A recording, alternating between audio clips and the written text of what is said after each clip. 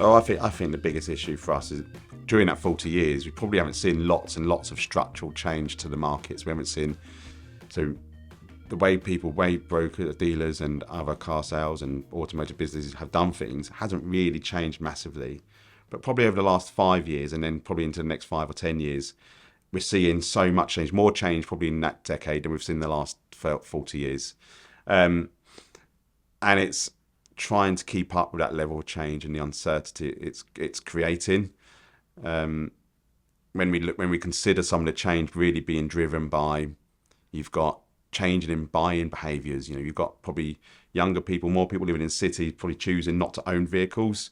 Connected mobility. When I talk to someone like my younger brother, and he doesn't own a car, and I say, how do you get about? And he's either on the underground, onto a scooter, onto an Uber, back into the underground, back onto a scooter. Like it's very different. You've got manufacturers who want to take more control of the customer and the buying journey.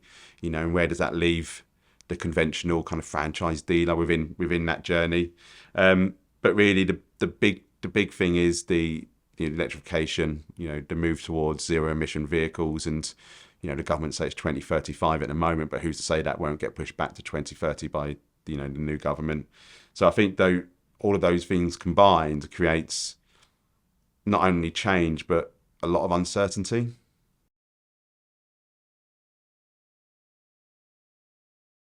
Well, I think the thing we could definitely rely on are dealers and businesses in that space. They're an incredibly resilient bunch.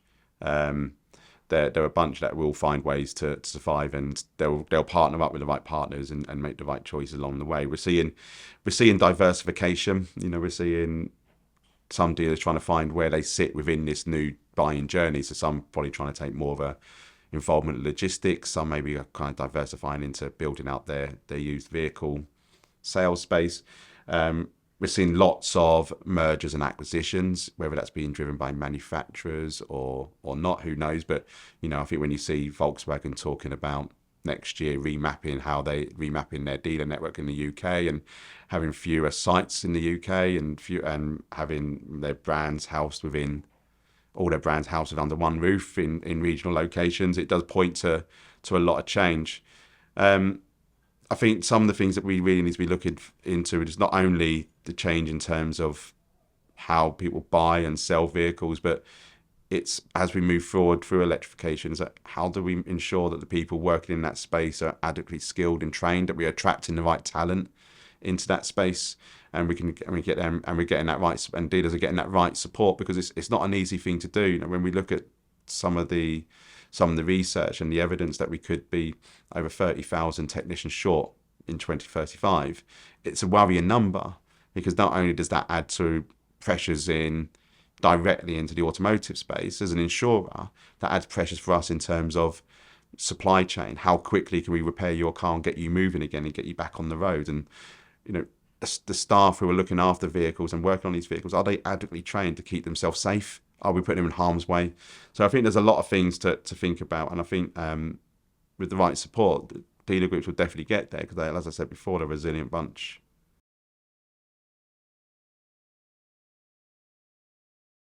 I think the first and foremost is to remember that despite everything else, we're an insurer first, right? So despite everything else, we're an insurer first, and we will continue to pay the claims and get our business moving when things go wrong. But what the other things that we're doing, that with AXA being a global group and the size that we are, it puts us in a unique position to be able to have direct conversation with government and lobby for what we need. So we are in discussions with the government, whether it be regarding battery health certification, to help stimulate the used market, the used vehicle sales market for electrical vehicles. Like, so in 2023, fewer than 2% of all used vehicles were electric vehicles.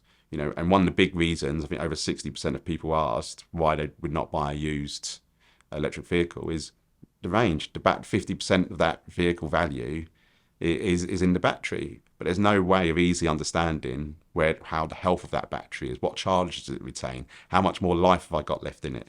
So we're doing a lot of work to lobby the government on these points. We're doing lots of things. We're trying to urge them to reconsider things like the super deduction, so the tax discount for investing in net zero plant and machinery. Well, is there a way that maybe that can also be directed to people investment and training? And we're working on solutions that how do we help our customers? So rather than just doing the industry-wide thing, how can AXA help their customers with training development, whether that be access to our partners, whether that be financial support, whatever that might be. We are looking at proposals that will directly assist our customers. How do we bring our partners as a global brand? How do we bring our partners that could add value to our customers? So if we think about our charge partner, PodPoint, how do we bring the home charge installation company? How do we bring that? How do we connect the relationships?